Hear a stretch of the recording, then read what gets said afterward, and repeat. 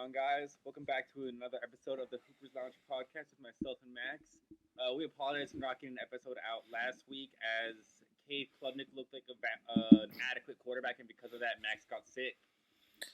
So he was out for the count for a little bit. But we're back and better than ever. We have 2 days of NBA in-season tournament this week. We had games on Tuesday. We have games later today that I'm very excited to watch. And to make sure we're covering everything, we're going to put out an episode on Sunday as well. And now that we're going to 2 days a week of in-season tournament, we might start going back to 2 episodes a week and see how that holds up.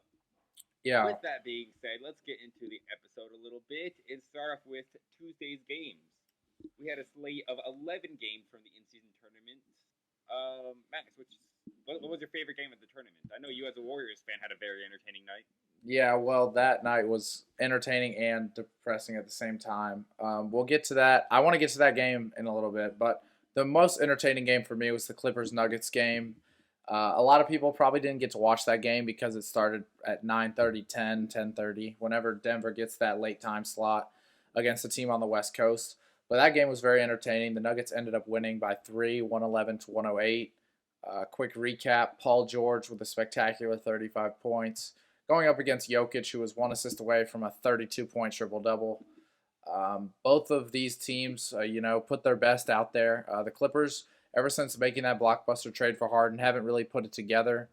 And Denver, I'm really excited to see how they're playing, even without Jamal Murray, who's out with an injury right now. They're still playing very good basketball, which I expected them to take a little bit of a hit, but no, they're just cruising right along, taking care of business. That game was very entertaining, back and forth, and three-point game came down to the very end.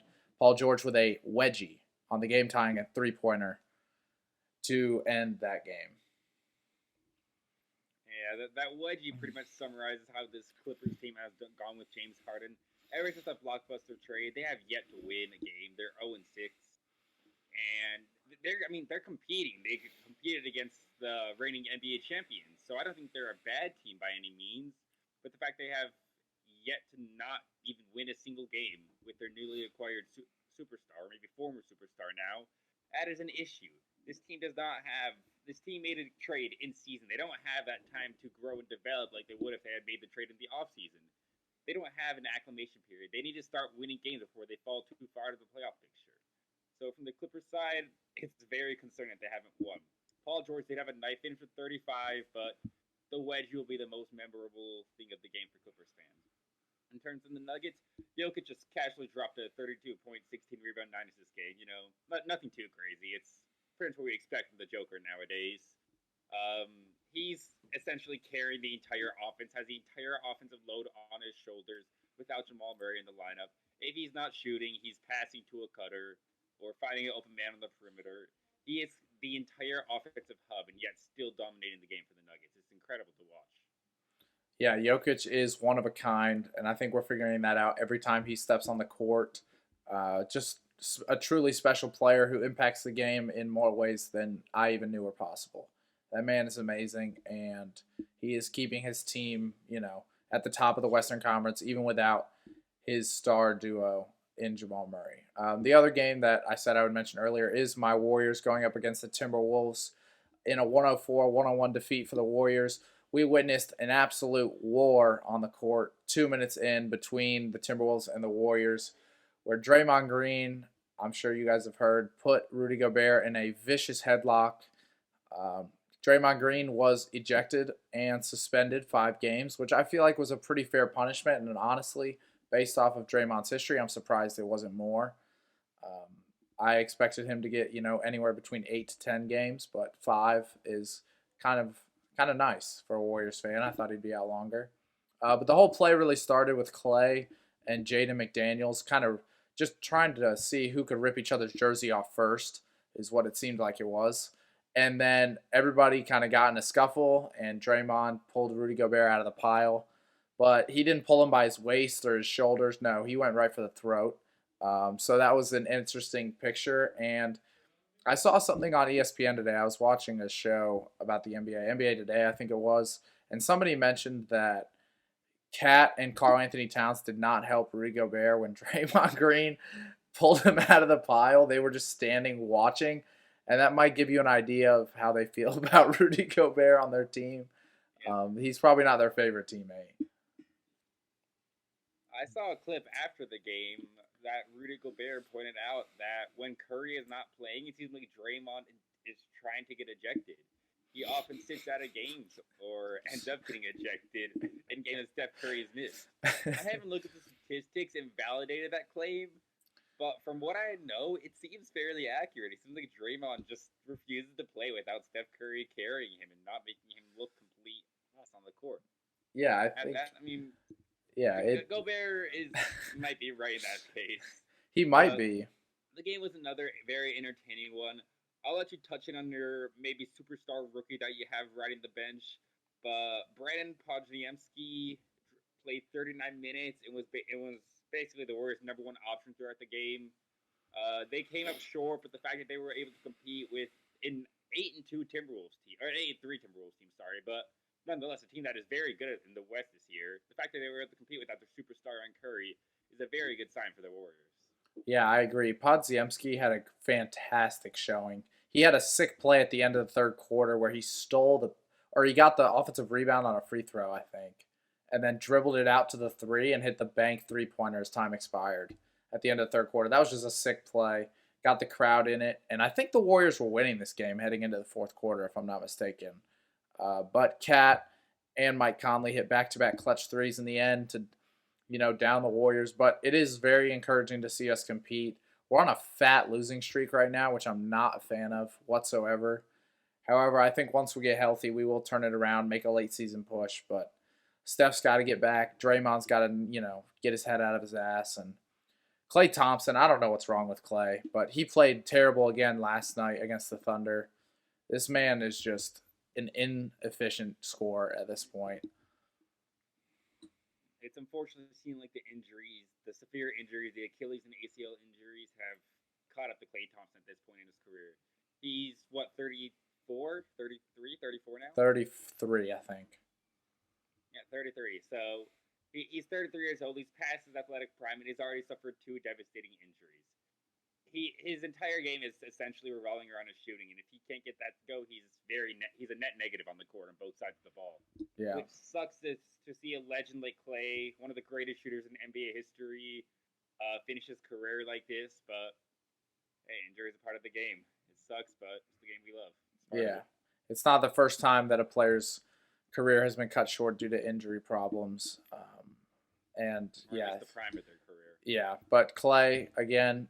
I'm rooting for you the rest of the year. Obviously, you're a Warriors legend, but I'd be shocked if they bring him back next year with how he started this season. To hit free agency. Yeah, I would be shocked. It would not be a smart move for them to spend a bag on Klay and bring him back. No.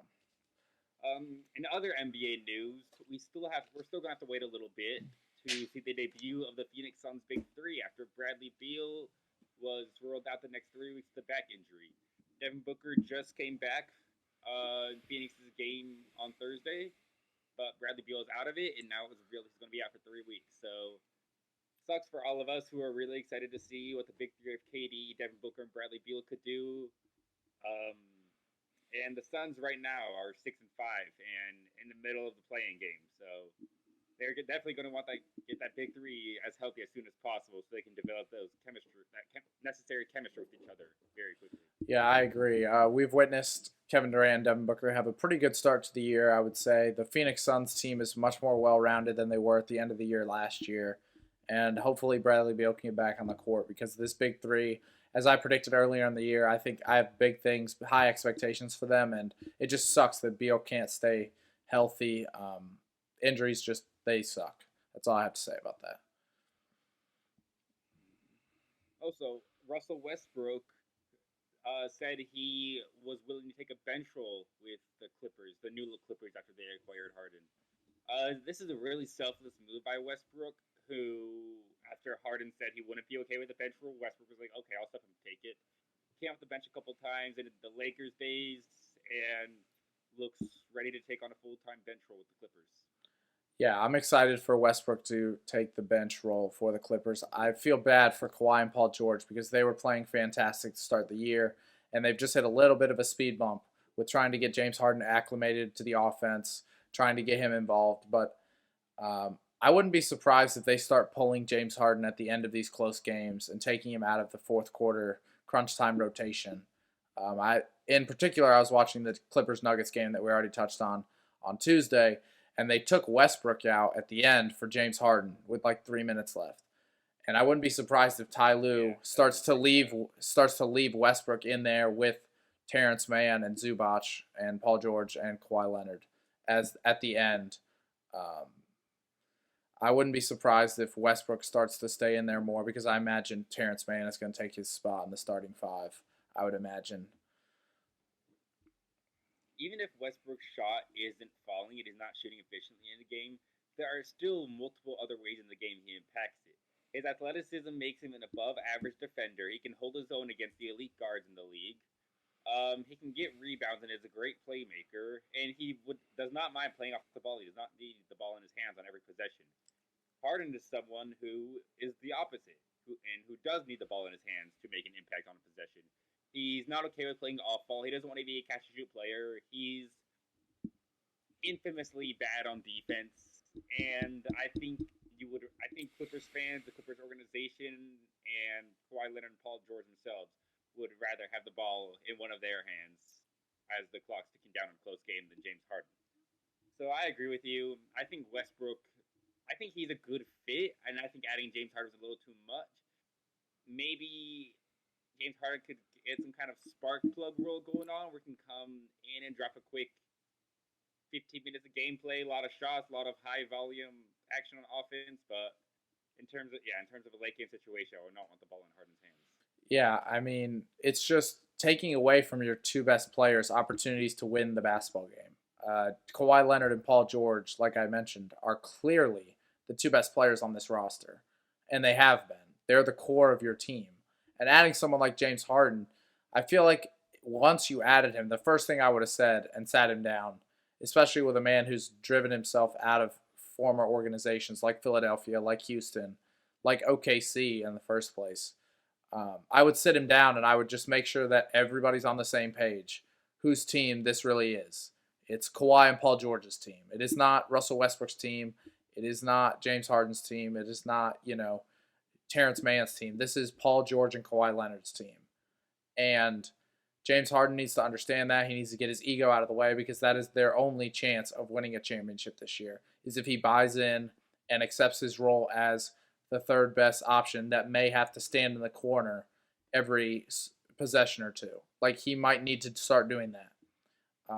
I also think that a good idea for James Harden would be to go into that Chris Paul type role, just for him to, just go in with the bench unit. Keep Westbrook in the starting lineup and put Terrence Mann in for Harden. And then when you pull Kawhi and Paul George and Westbrook, that's when you put Harden, and you'll really see how good he performs in those, 24, 25 minutes a night off the bench. I think that could be a good role. He needs ball in his hands to succeed. He can't succeed without that. And there's only one ball and three other guys that need the ball in their hands in terms of Kawhi, PG, and Westbrook. Give Harden 15 minutes a game where it's him and shooters, and he'll make something happen.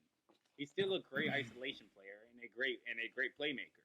Those are his strengths, and the Clippers need to play to those. I agree, and I just don't think James Harden is going to accept a bench role, and I think that's why Westbrook has kind of been forced to say, I'll be the bigger man, I'll take one for the team, and try and help us win. Because a very good look for him. Yeah, and clearly what they've been doing the last 6 games isn't working. They need to change something, and obviously Kawhi and Paul George should not be off the bench.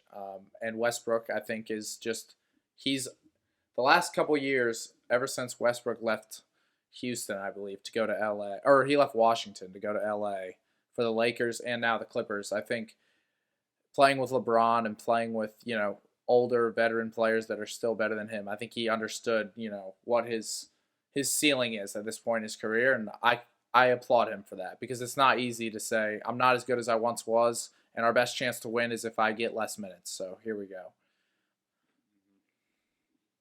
Those are one more game from Tuesday's slate of action. The highly anticipated matchup between the rookies Victor Wembanyama and Chet Holmgren occurred on Tuesday. And the game really did not live up to the hype. Gross. Both rookies struggled horrendously.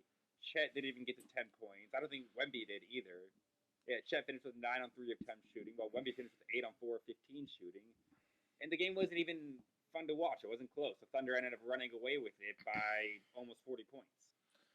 Um, so what are your takeaways? How do you think the two rookies are doing to start the season, especially after their first struggle head to head? Well, they're in two completely different situations. I want to set that standard up right now. Victor Wembanyama is in a team that's not going to finish above 500 unless they pull some Houdini act in the second half of the year. And Chet Holmgren is being placed on a team that is expected to at least make, I would say, the second round of the playoffs this year. Um, those are two completely different situations. And the one stat that I looked at, and one stat that I look at a lot that I love is plus minus.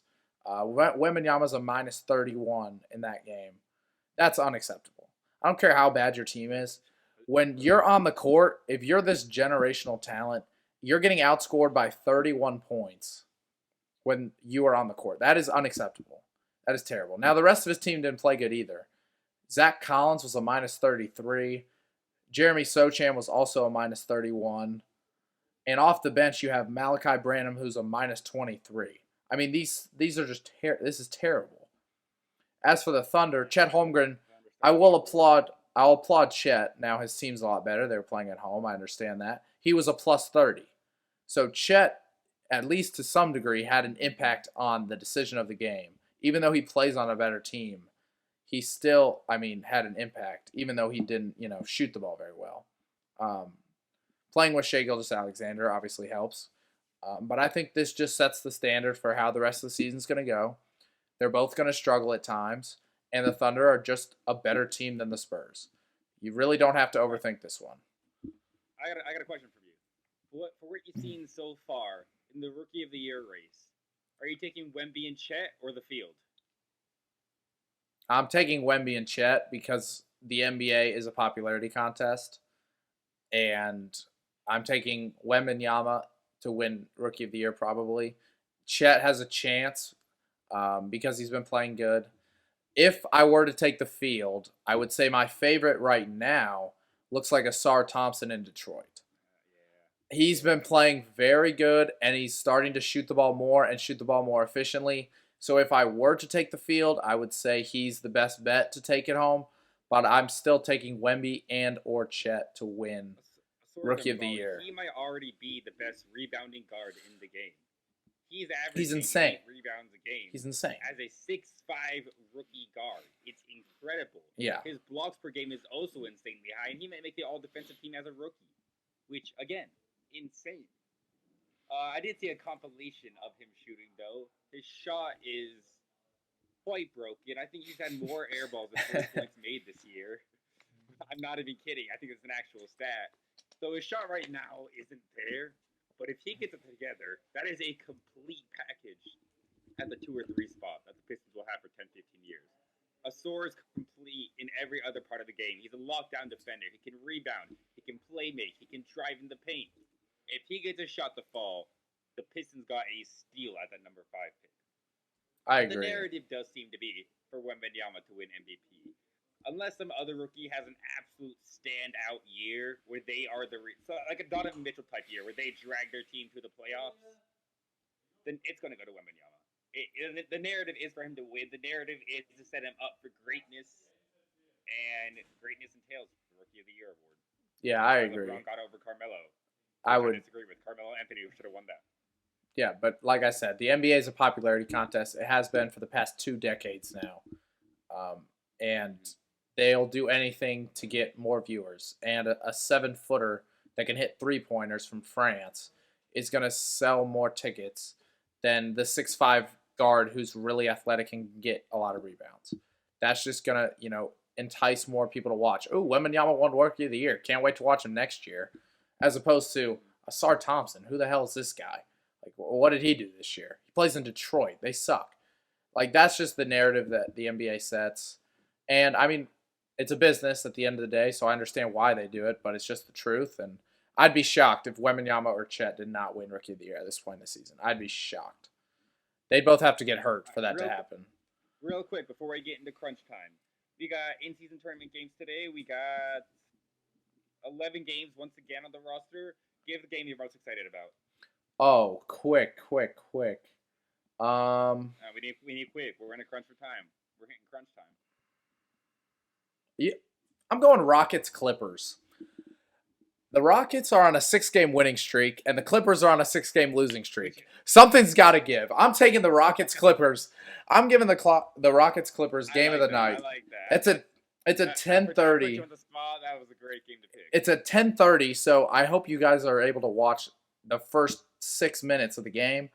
But it's unfortunately not on ESPN either. no, so you're gonna have to we're illegally stream that somehow, some way. We won't be giving you any sites, but Yeah. if you live on the East Coast, you could stream it. Yes, You know what I'm saying? you could. Another game that looks good is Nuggets Pelicans. That could be a good game, but I think Rockets Clippers could actually be really exciting. Based on how these teams like their records, they should be flipped, but they're not. So I think it's gonna be an exciting game, and hopefully the Rockets are win. The second longest winning streak in the league. Yeah, The Heat have a 7-game winning streak right now, and the Rockets of all teams, the Rockets are 6-3 and have won 6 in a row. And it's not like they beat up on bad teams either. They beat quality teams. No, they're playing really good basketball. They're playing really good basketball right now. Really good Şengün has become a mini Jokic out of the blue, out of nowhere. Jabari Smith's shooting efficiently. I'm still not a believer in Jalen Green. He's still not playing good, but I mean, whatever. He's on my fantasy team this year, and he's playing good, so that's all I care about. But their last game was a 3-point win over the Nuggets, the defending champions, and this young Rockets team beat them. It's shocking, honestly. Yeah. That's probably the biggest surprise from this early of the season. We'll get to that more in crunch time with my list, but yeah, it's a welcome surprise that the Rockets are playing good basketball right now, and I hope they can keep it up. Well, let's get into crunch time. So today, me and Max each got our top 10 of teams so far in the NBA 2023 season. Just based on this season, we're casting all of the narratives aside and just ranking them on how we've seen through the first 8, 9, 10 games that they've played so far. Yeah. So, do you want to bounce off each other? Do you want to each share our 10 and go to 9, or do you want to? Go first. Let's bounce off. I like that idea. And let's start at 10 and go to 1. So I'll go first. And my number 10, we just talked about them, is the Houston Rockets. I have them slotted at the number 10 slot. They've won 6 games in a row. I got to put them in somewhere. I still don't think their roster stacks up to the rosters I have ranked ahead of them. However, a 6-game win streak is a 6-game win streak. And like you said, they've played some pretty good teams. So I have them in at 10. A great start to the year for the Rockets. And I'm excited to see how much better this team can get. And if they continue this, the next month or two, they might make a move at the trade deadline.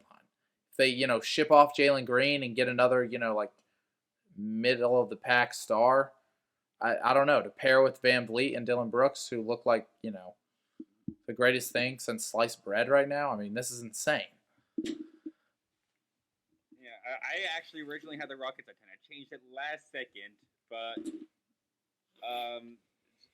they may have had the most iconic moment of the season already with Dylan Brooks standing on the court, staring down LeBron James through a timeout.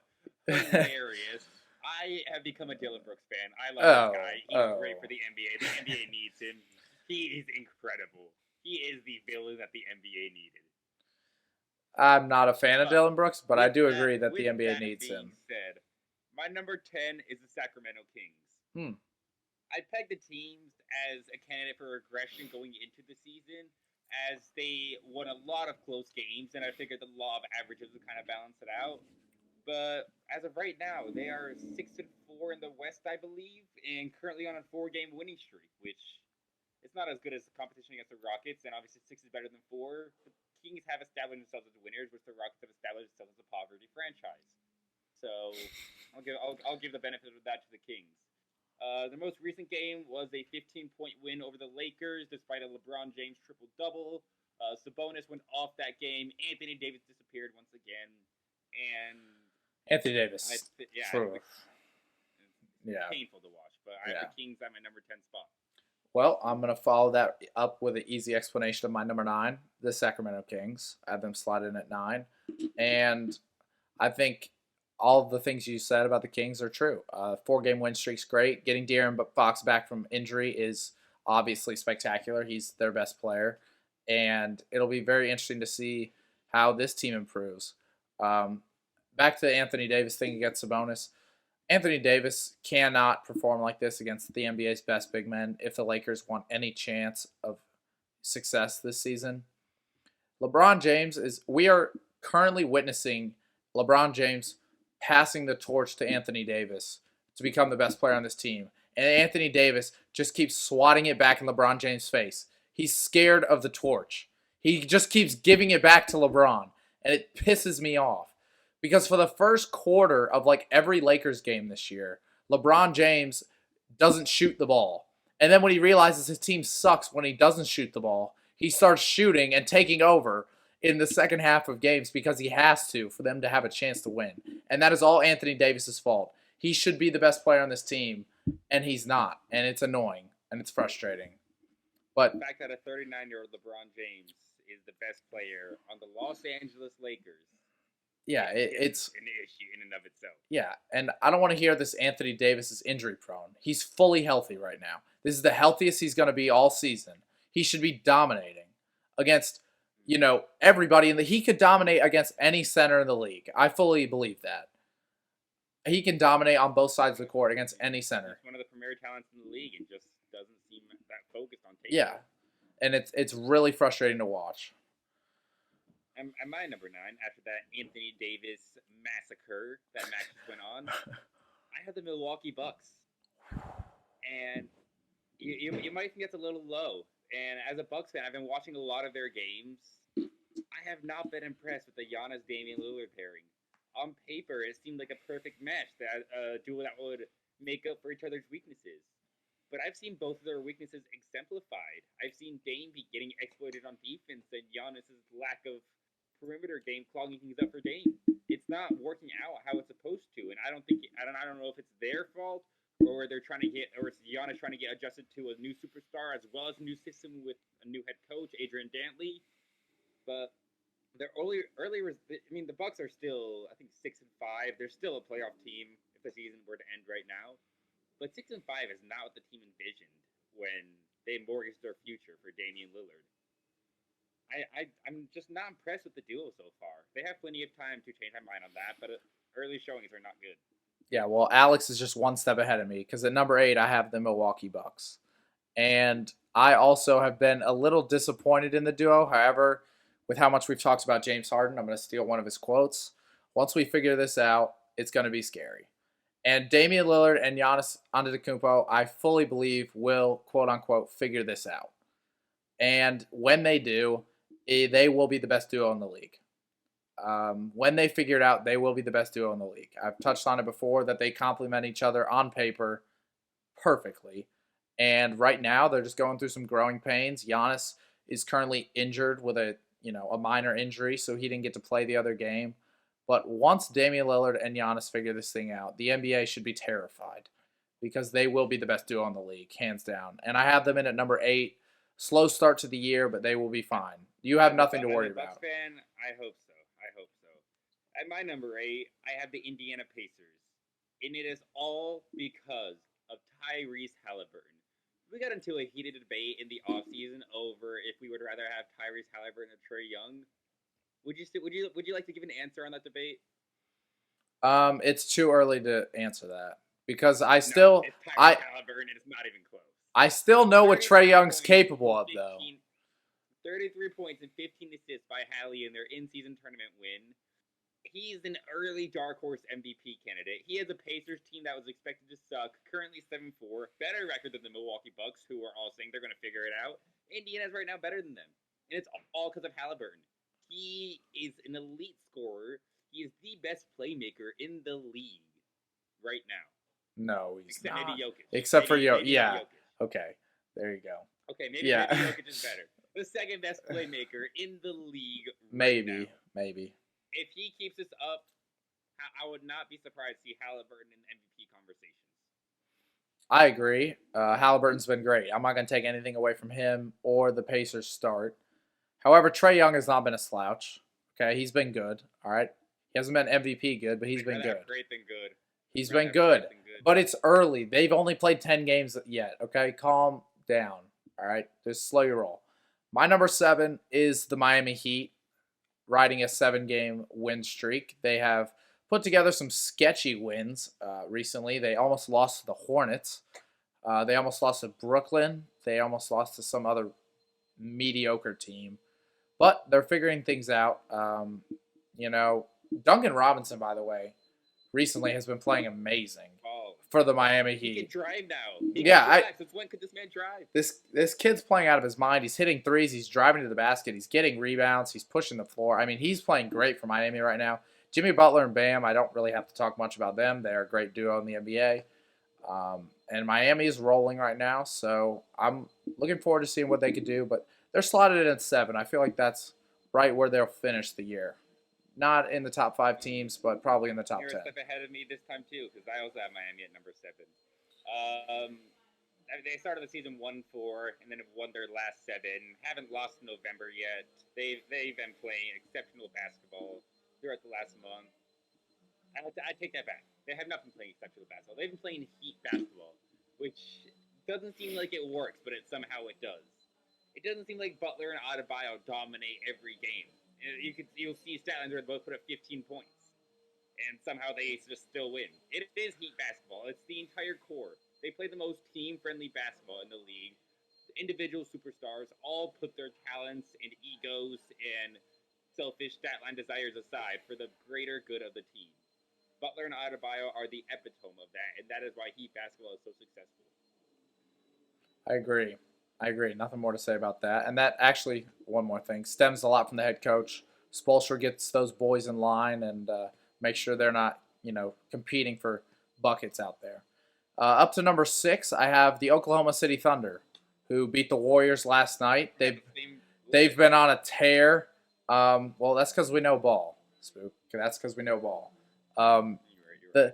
The Thunder, I have at number 6. They've been great so far. Shai Gilgeous-Alexander is living up to that first-team All-NBA he earned a season ago. Josh Giddey has improved a lot from what I've seen from last year. He just looks more aggressive and more comfortable with Chet Holmgren on the floor, which I love the pick and roll with Josh Giddey and Chet Holmgren. That is a scary pick and roll. I love that. And the Thunder are really good right now. They're winning games against good teams. They're blowing teams out.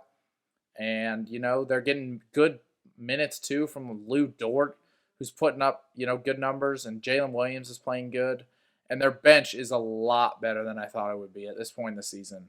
So I have the Thunder at 6, and they have a almost perfect start, I would say, to the season. Spoiled it a little bit, but I also have the Thunder at 6. I'm going to pat myself on the back a little bit because the Thunder are a team that, despite the constant calls of the horrible takes I had, were a team I was very high on in the offseason. I saw that the Thunder's main source of improvement would be internal growth. They had the youngest team in the NBA last year, led by a fourth-year Shai Gilgeous-Alexander turning into a superstar, Giddey turning a quarter, Jalen Williams getting second to in the Rookie of the Year voting, and then Chet Holmgren was a missing piece they needed, rim protection, and that's what he offers. He already is an above-average rim protector in the NBA, although he's been on the unfortunate side of a couple posters already. But Holmgren is the missing piece. And like you said, the pick and roll he runs with Giddey is elite. And if once they get better chemistry, it'll be unstoppable. You got an elite 6'8" playmaker looking for a 7'1" big man. Like how are you supposed to guard that? They're Not not. every team has a 6'8" guy that can stick on Giddey and not get exploited on a mismatch with Holmgren. It seems impossible to defend, and that's without pointing out that Shai Gilgeous-Alexander makes every mid-range he takes. And this is a scary team. And the scariest thing about it is that they are only going to get better. This is still a very young team. If you think they're good now, wait 3 months. Wait till next year. They are a it's the things that they could be a very good team for the next decade and a half. I agree. Their core is young, and they are going to get better. The sky's the limit for this team, and it's exciting basketball to watch. I love the way the Thunder play basketball. They're very exciting to watch. Moving to the second half of our list, slotting it at number 5 is the Minnesota Timberwolves. The We got the same the ranking. the Timberwolves have been really, really good to start the year. There's not much more I could say. Anthony Edwards, I feel like ever since he changed his number back to number 5, which is what he wore in college, he just has a different mindset attacking the court each and every night. He's a menace on both sides of the court. He's defending the best player on the other team while putting up 25 points a night. Karl Anthony Towns, I will say he's struggling a little bit to start the year, but the last couple games he has picked it up and he is starting to play like that number 2 option we need there in Minnesota. And I just can't talk about enough of the veteran presence they have with Mike Conley, Kyle Anderson, and Rudy Gobert. Those guys, clown them all you want for being, awkward on the court, slow, unathletic, whatever. Those three mean a lot to this team, and they have been a huge reason for their success through the first 10 games. The Timberwolves, through the 11 games they played so far, have the number 1 defense in the NBA. That is not something I thought I would be saying at this point into the season. But this must be what the team envisioned when they traded for Gobert and signed him to that massive, seemingly terrible at the time extension. Gobert and Jaden McDaniels, who is one of the best perimeter defenders in the NBA, are making up for KAT's defensive weaknesses, while Edwards is hounding whatever backcourt guard is having a better day. Edwards has seemingly taken a massive step in his defensive intensity and effort this season. We saw that play against Jason Tatum in the matchup against the Celtics, where he stripped Tatum of the ball, forced a jump ball, and got himself and the crowd hyped up and intensified the overtime period they were in. They ended up winning that game, as well as beating the Nuggets, and so far the only team to beat both the Celtics and the Nuggets so far this season. And they are 1 game back in the win column from the best record in the NBA. Not something I thought I would be saying about the Timberwolves 10 games through the season, but here we are. Yeah, I thought they'd be a borderline, play-in to just sneaking out of the play-in team, but they look like a top 4 seed in the West right now. They're playing that good, and, Anthony Edwards, watch out. I mean, he's one of the best players in the league right now. At number 4 for me, I thought about switching this team in Minnesota. They kind of went back and forth, but I gave the nod to this team because they're higher in the standings, and that is the Dallas Mavericks, slotted in at number 4. We got the same power rankings. Yeah, this is kind of insane, a little creepy, but anyway, Dallas is having like I said, I mean, as we go up the list, the better these teams are. Luka Doncic and Kyrie Irving, one of the best duos in the league. Luka Doncic is probably a top 3 player in the league right now. He had a rough game against the Pelicans where then he complained that the court was too bright or something like that. He didn't like the colors of the in-season tournament court, which, to be honest, I understand that.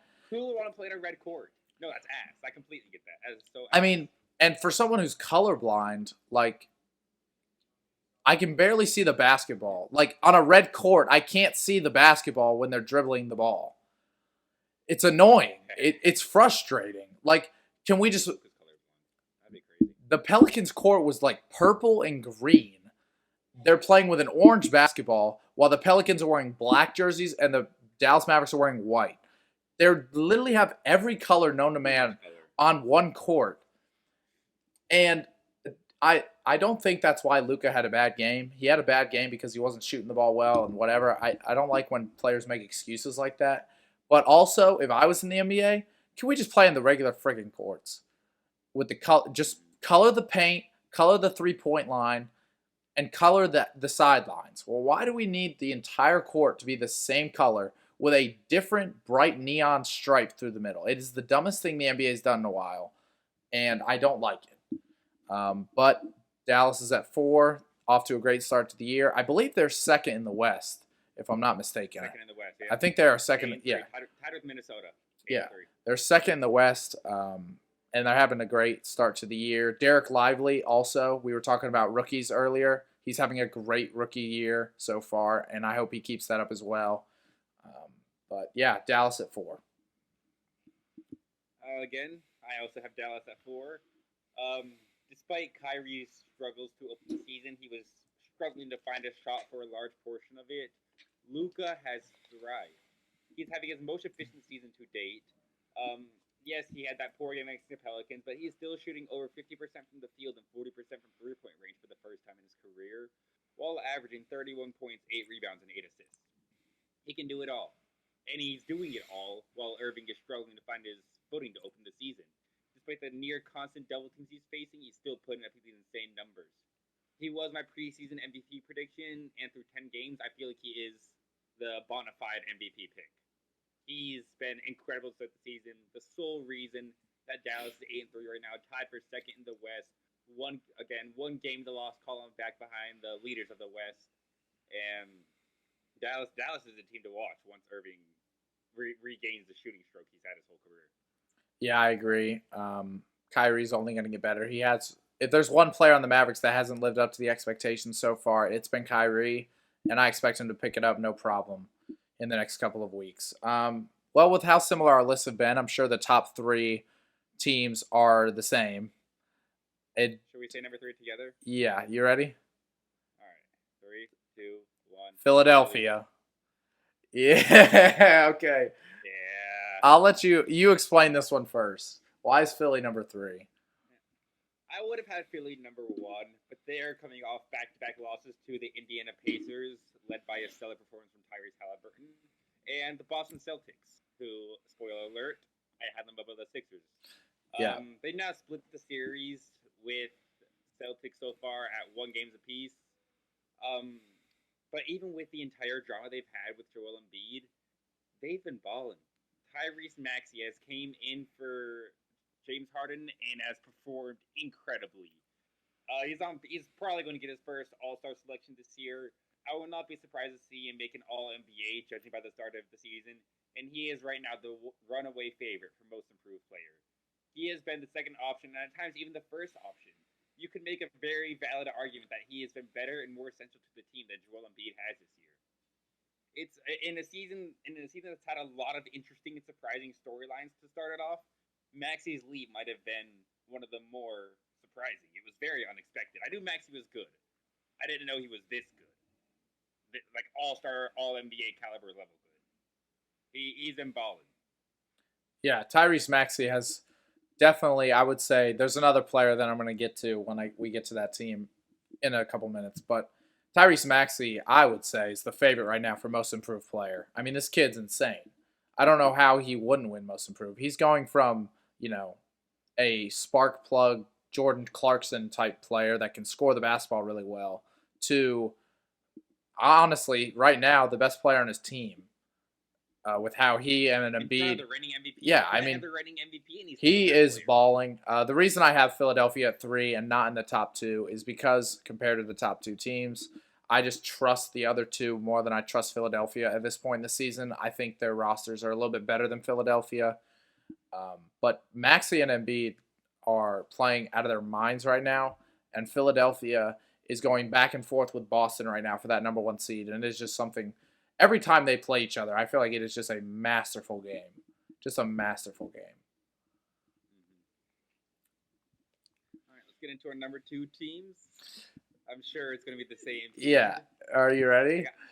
I'm ready.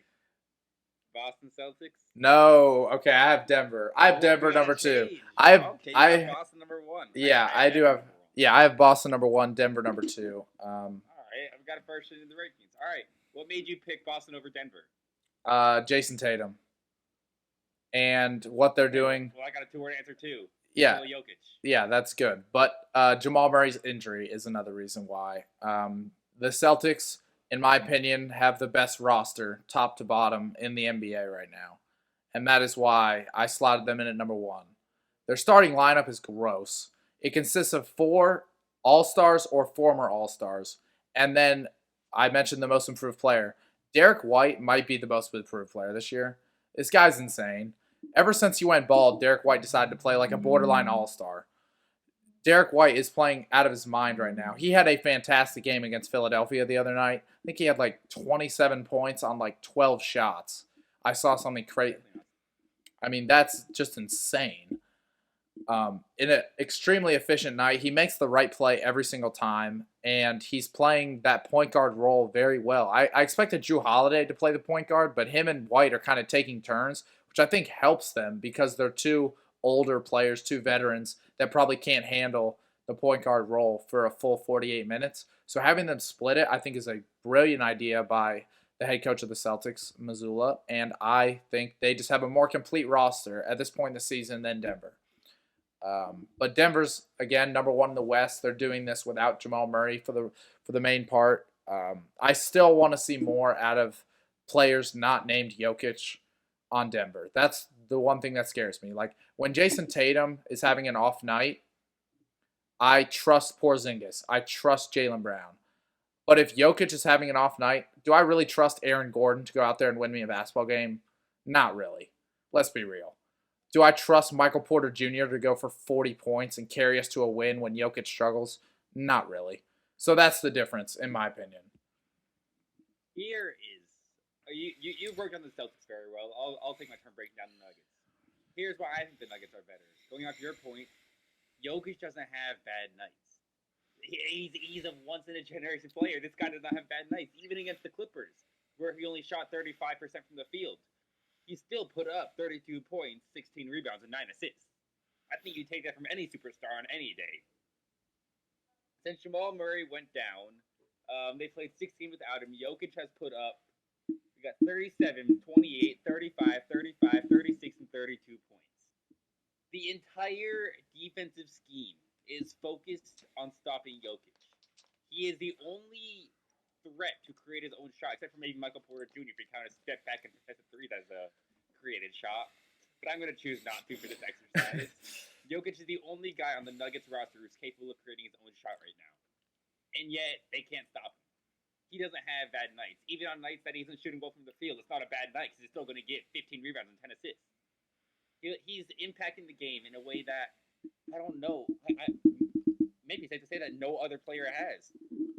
Other big men be a dominant force. We've seen Shaq, Kareem, Hakeem Olajuwon dominate, but we haven't seen them be the focal point of an offense, the focal scorer and playmaker that Jokic is. It's incredible. This guy's talent is so underappreciated. He is going to go down as an all-time great. He is going to go down as a top 3 big man of all time. He's only going to win more rings. I think Denver is going to win at least 2 more before he retires. I would agree with that take, but I will say we're doing a power ranking of teams and not players. And while Jokic is by far the best player in the league, the guys around him do not compare to the guys around Jason Tatum in Boston. And that's what I think separates them. But I still feel like the supporting cast around him is good enough for it meets Jokic. It is good enough. No, it is good enough. He's another guy that needs a ball in his hands, and when you put him around shooters, when you have Aaron Gordon in the dunker spot, ready to catch anything that Jokic throws his way, and you got Michael Porter Jr., Christian Braun, Reggie Jackson, ready to catch and shoot as soon as Jokic gets doubled. That's what you need.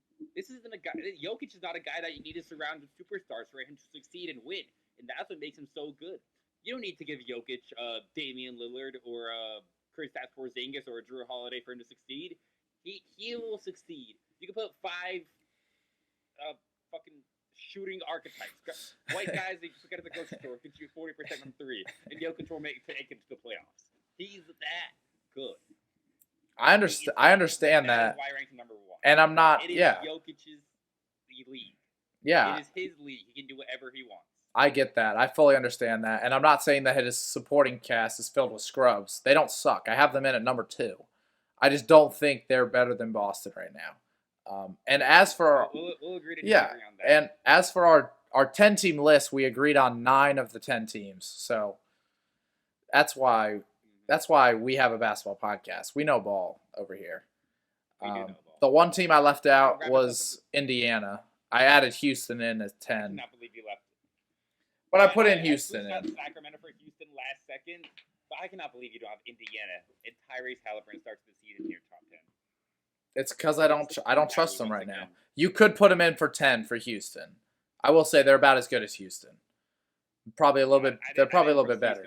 But succeed as much as they did Sacramento. Yeah, but yeah, no, great list. Those were 2 great lists.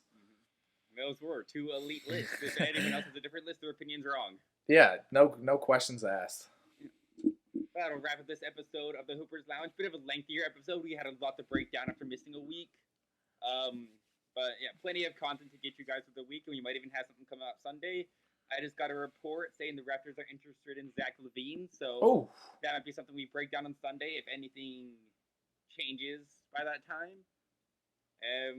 Yeah, we also got a whole game. We got a whole slate of games today that we're going to break down Sunday. So very excited for that. We'll see you guys then. peace. Peace out.